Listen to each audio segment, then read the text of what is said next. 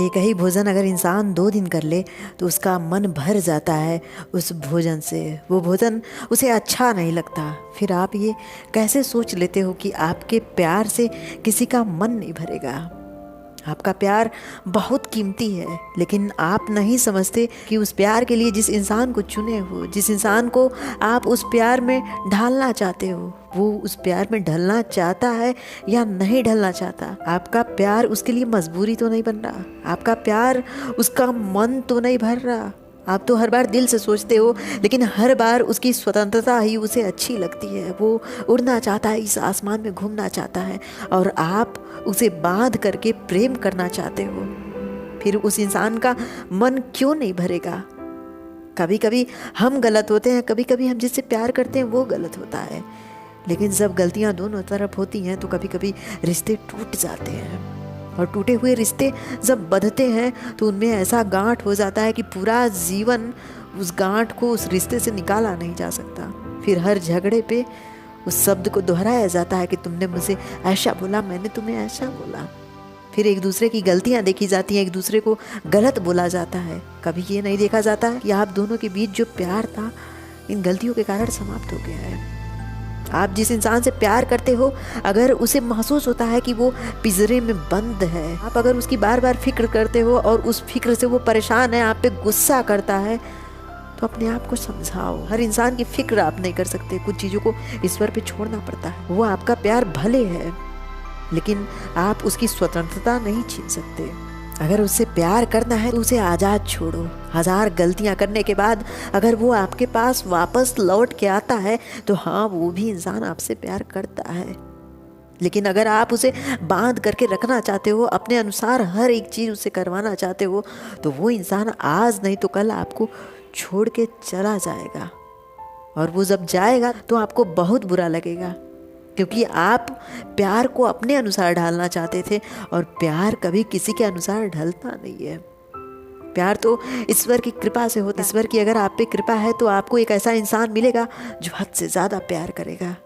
लेकिन अगर वही इंसान आपके प्यार की कीमत को नहीं समझता है, अगर उसी इंसान को घुटन महसूस होता है आपके प्यार में, अगर आप बार बार उसकी केयर करते हो, उसे महसूस होता है कि इतना केयर, इतना पीछे कौन पड़ता है किसी के, तो उस इंसान को छोड़ दो। जो इंसान बिना बात किए हुए पहले नहीं रहता था, आज उसके पास आपके लिए टाइम नहीं है, उसके पास समय नहीं है कि 2 मिनट वो आपको सुन सके, 2 मिनट जान सके क्या प्रॉब्लम है, क्या बात है।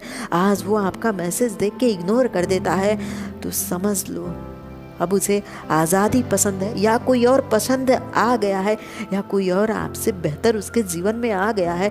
अगर आप उसके पीछे अब भी भागोगे तो आप खुद गलत हो। 1000 ठोकरें मिलेंगी उस इंसान को, और उन ठोकरों को खाने के बाद वो वापस ज़रूर आएगा, अगर आपका प्यार कीमती है तो।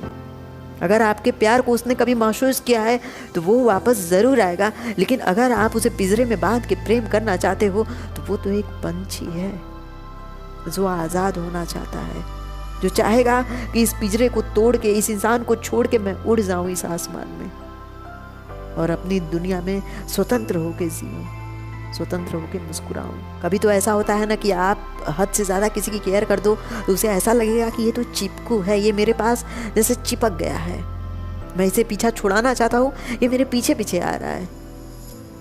लेकिन आपकी यही सबसे बड़ी गलती होती है कि आप जब उसके पीछे पीछे भागते हो, उसमें एटीट्यूड आ जाता है। वो महसूस करने लगता है कि हाँ, मेरे जैसा इसे किसी को नहीं मिलेगा, मेरी अहमियत बहुत ज़्यादा है, मेरा सम्मान बहुत ज़्यादा है, मुझे तो हज़ारों मिलेंगे, इसे कोई नहीं मिलेगा। आज भी इसे दौड़ा रहा हूँ, कल भी दौड़ाऊंगा। यही बात सोच के वो इंसान आपको अपने पीछे पीछे भगाएगा, और आप उसे प्यार का मतलब समझाते समझाते दौड़ोगे उसके पीछे, लेकिन वो इंसान आपके प्यार के मतलब को कभी नहीं समझेगा। वो कहा जाता है ना, कुत्ते के सामने घी रख दो तो वो घी हजम नहीं कर पाता, और बंदर क्या जाने अदरक का स्वाद। ठीक ये दोनों मुहावरे उस पर बैठते हैं। जो आपके प्रेम को नहीं समझता है उसे नहीं समझाना है, उसे छोड़ देना है।